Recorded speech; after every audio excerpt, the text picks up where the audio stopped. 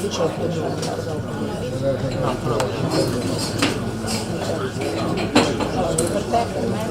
rosso, le tavole tra fatto. What did you change the way you explain the wine? You said before the wine was the important key, like the key part of the communication. Okay? Why they smell, why they taste, and why you use the with food. Well, it's a combination of a few things, but I think one of them is that when you go into a different role than the traditional stereotypical role of a sommelier, and you eventually communicate in a different way, you also take it down and take away a lot of the barriers that is there traditionally between a customer, a guest, and the waiter or the sommelier.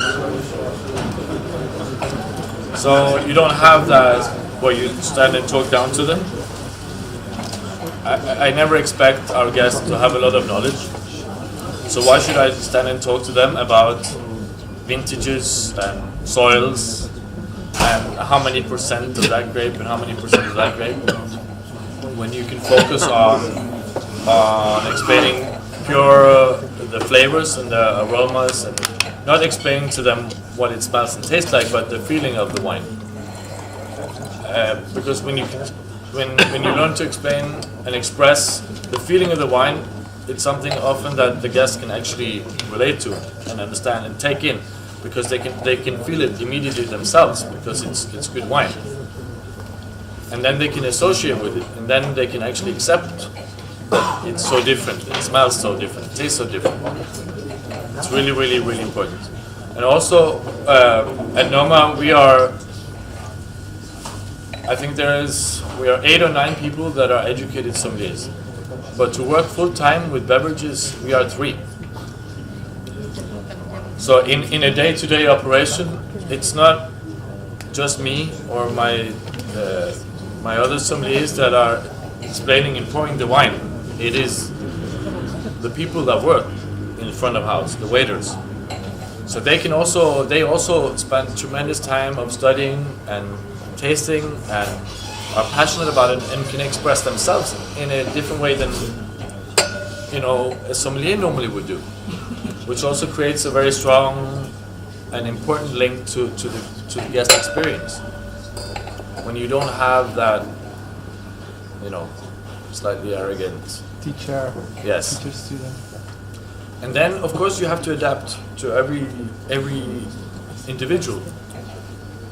And it doesn't matter if it's an experience that lasts for 15 seconds at a wine bar, where you look at this guest and they say something, and then you can immediately know what they know or don't know, and then you adjust. Or if it's a guest that you have in our restaurant that's going to be there for 4 hours, that you're going to communicate with or talk with. Never had problems with customers that hate the wine that you propose? Yes, but we are very flexible. I don't want to force this upon people. If it's too difficult for them to accept, then we take a step back, and then I say, hey, I can see this is not for you. And they say, no, I don't like it. Which is completely fine. Not everybody has to like all of the things all of the time. Then you take a step back, and then you have to think, okay, what can I do to make these people happy? And then I can go and find something else. And I think I think often the wines that we have are a little toolbox for making guests happy, together with all the delicious food they eat and the service they get and the experience they get.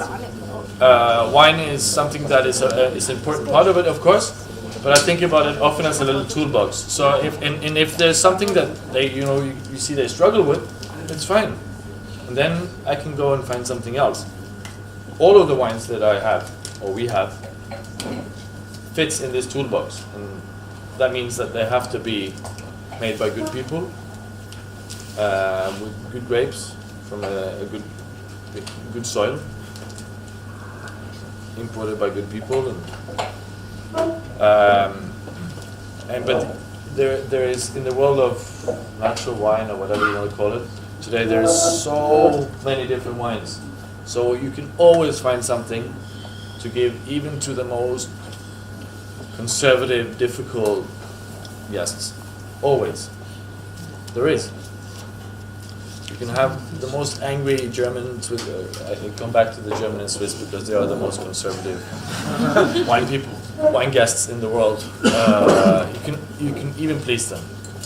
But of course, there were a time when I was younger and I was really like immersing myself in the world of natural wine, and I served a lot of wines at Noma that I would still drink, still be happy with, but I probably wouldn't have served now because I had a need to provoke and see how upset I can get the guests. Serving very funky pet nuts, and they were really good with the food, but it made a lot of Swiss guests very angry. Where today I feel much more confident and of course I have a different experience and knowledge about how much there is to choose from. And I think you can see that even in both of your portfolios, that there is such a diversity, that there is something for everybody.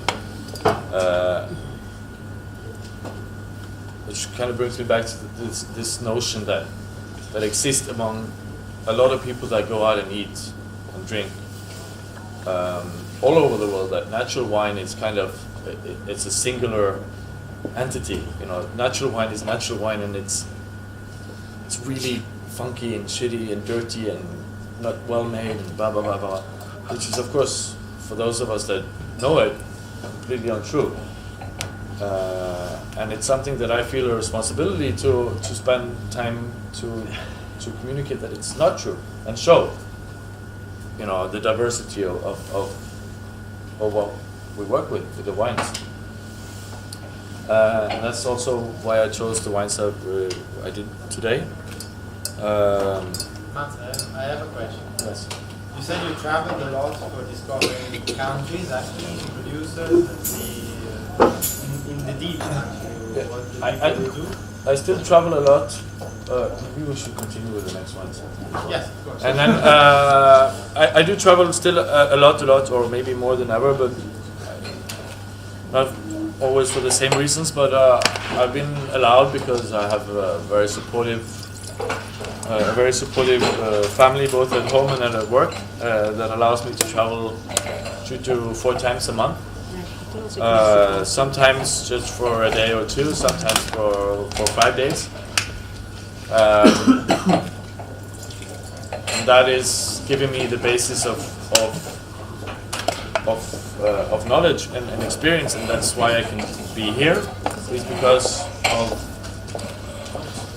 I've had the opportunity to travel and to visit producers and farmers and to visit new areas. And it's not about going to some big tasting necessarily, but it is to go to meet people where they live and where they work.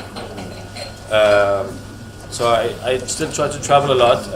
I still try to travel to new areas, to visit winemakers in Japan, to go to old wine regions like Georgia. I try to go once or twice a year. To come here to Italy, to Spain, to Austria, to Utah, where they're making some very nice natural wine. And Utah, I don't know, most of you, it's a place in Northern America where they are mostly Mormons, but they actually make very good wine there. And also discovering, one of my most recent travels was in Mexico.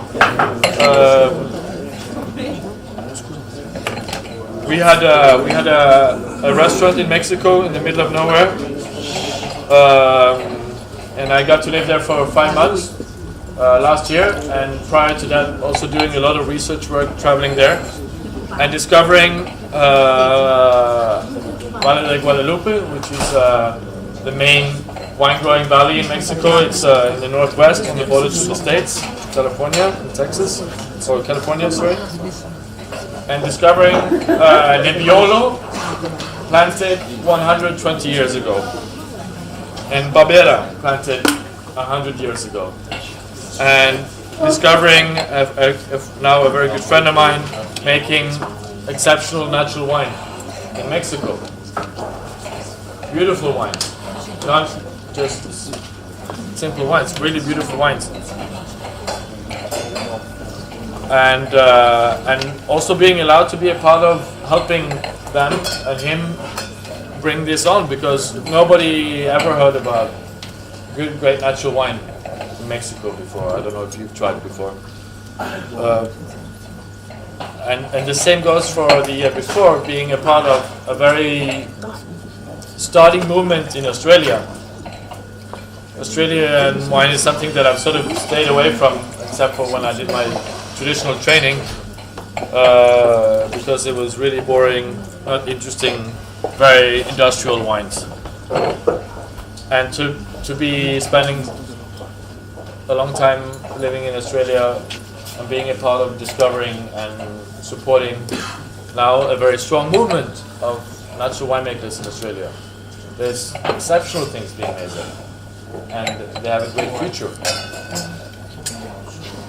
So it's so important to travel, to connect with farmers and regions and producers, and not sort of lock yourself into some notion that you build up of this cultural and historical pride and restrictions of where exceptional things are made, because exceptional wine is made everywhere. I mean, some of the best gamay I've ever tasted in my life is made in Japan. And it's so easy. You can drink it or pour it out, or you can do it.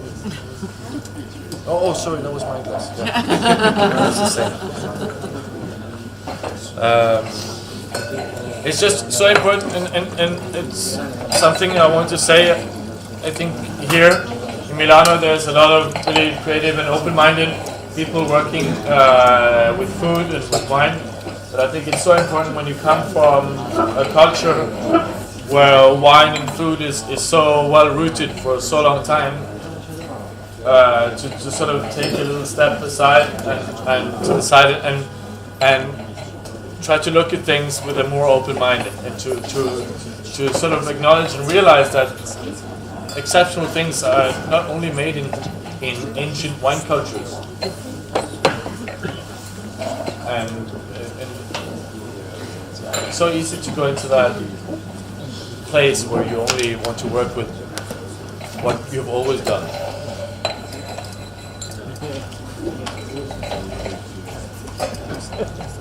I think there should always be a natural balance between tradition and history and creativity and innovation.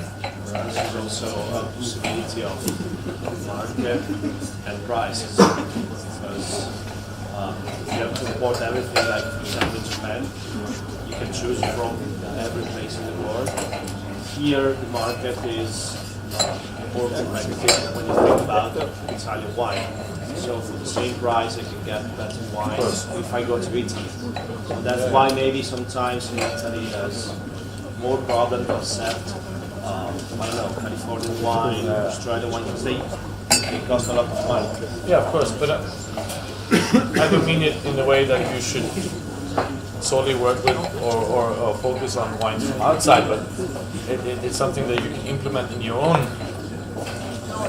your own country, in your own, you know, and you that sit here, you're the ones that are creating the market. The market doesn't apply. They're not the ones applying you. It's the other way around. But it's also a mindset.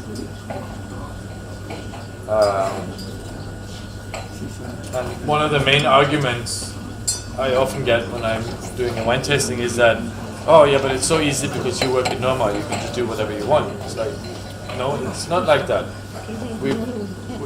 we can do it now because we've tried to do it for now almost 15 years.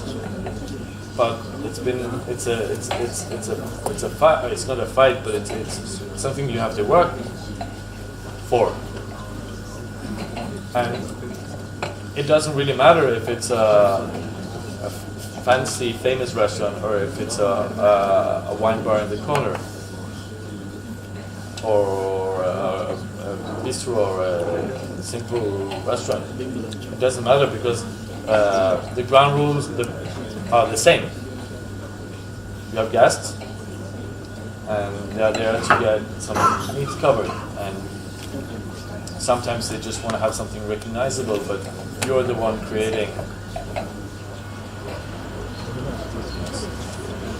I agree.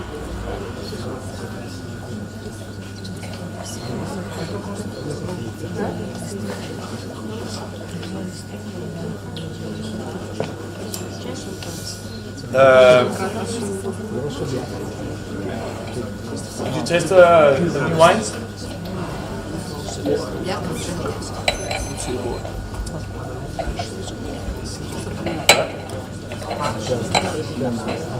How much?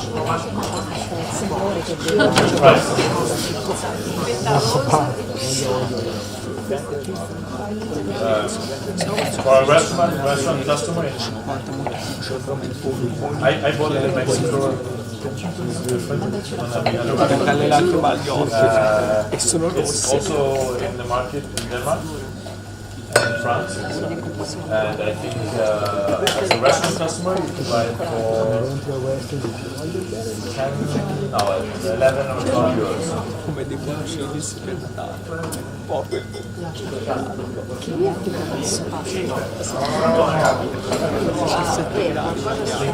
Ti ha detto che ha avuto una fortuna.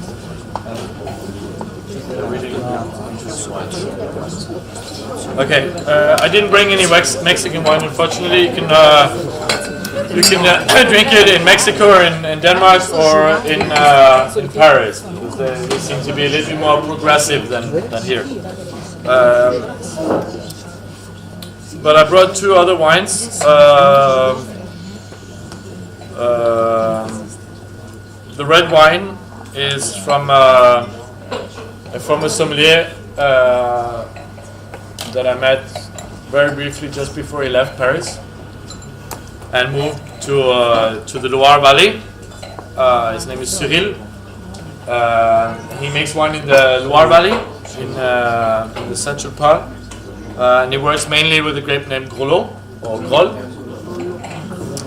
which is a grape very interesting to me because it's when it's ripe, it's almost completely black, but it makes really elegant, really delicate juice in the wines, and it's one of the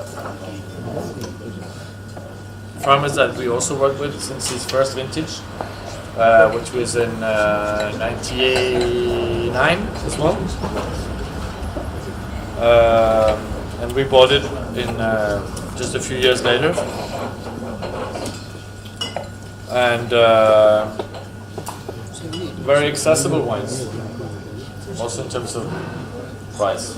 Still, and you could sell these wines at a much higher price if you want.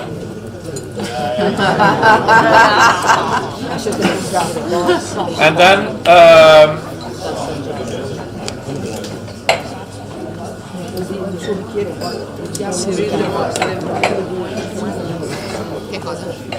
the last wine I brought last night in my suitcase, a few bottles of wine from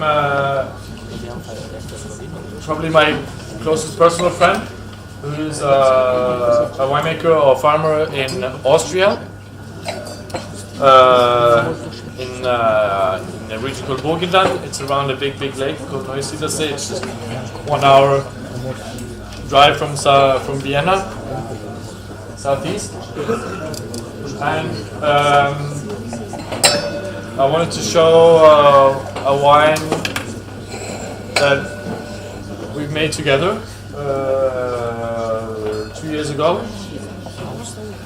and also to see sort of where he's gotten at, because we kind of grew up together, and he started to make wine by himself 15 years ago.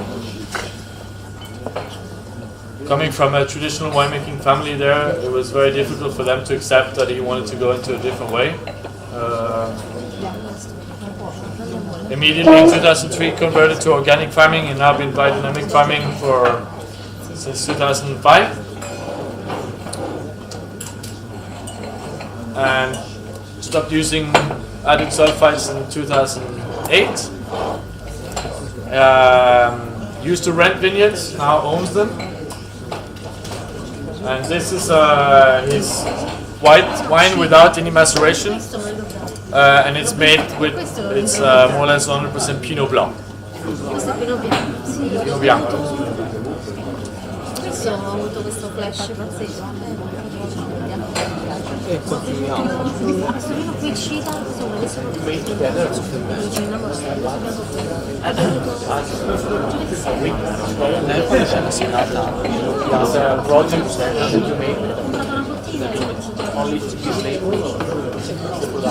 No, we have a different label.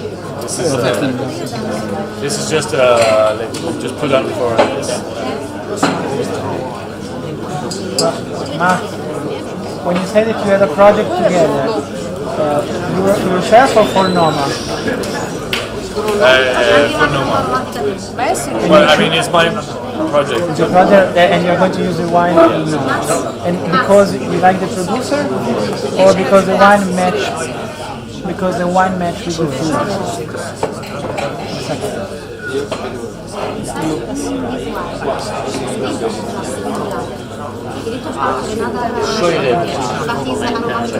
It's a very aromatic mix. It's originally it was made in Germany in 1939 by a professor named Professor Scholl. Rebe is grape in German. It was created to give very high yield aromatic wines, the very shit ones. There is now a lot of interesting ingredients. It's old, shaded. And also traditionally, historically, it was used for sweet wine production because they would farm in a conventional way. It often is very prone to nutrients.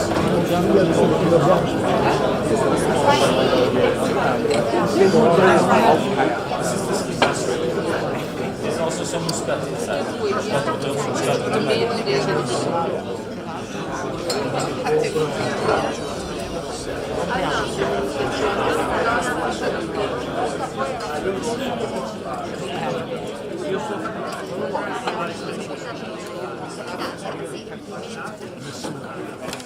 Se avete una domanda, Io voglio piacere. Chi non c'è quello che vuole quello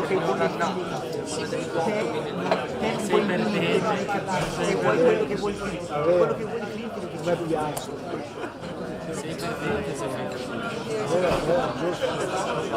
Io andrei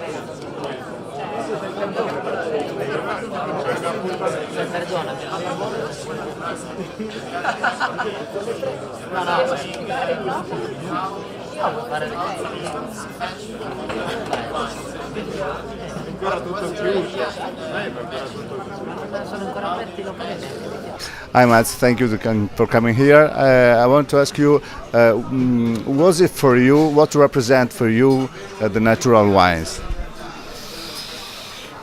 That's a question I think we don't really have time for the whole story of. But for me, natural wine, it's not only about what's inside the glass. For me, it's very much about the people behind it and the philosophy of farming and for the respect that you have for your place and for your the culture of where you're from, and And natural wine has been something that has been a growing movement and trend in Europe and now all over the world for the last 10, 20 years or 10, 15 years in particular. And what I feel is that you see today a much more mature world of natural wine where 10 years ago a lot of people needed to express themselves in a very maybe provocative way and experimenting a lot and trying to make very extreme things. Whereas I can see today that a lot of people that are making wine and farmers are going kind of a little bit back to the roots and respecting and understanding the ways of how natural wine has been made for a long time, because we have to understand that natural wine is not something new. It's not a trend as such. It's something that has been made for thousands of years in some parts of the world, and in France, for instance, also for a long time, and in Italy. So so you can think that it represents the past of the wine, absolutely the future. For sure. I mean, what qualifies as natural wine? What is it? Is it it's the viticulture, the farming, that you don't use additives in your vineyards, that you don't spray with chemicals? Well, I mean, up until the Second World War, nobody sprayed chemicals in the vineyard. It didn't exist. And the use of manipulative adding flavors and chemicals in the vinification is also something new. So you can say that what a lot of people today classify as classic wine or traditional wine is not traditional wine. It's something that's only been made for 70 years. While we've been making wine as a cultural drink to get drunk from for thousands of years. And some have been, not so successful or making great wines, but it's the way we've been making wine for a long, long, long time.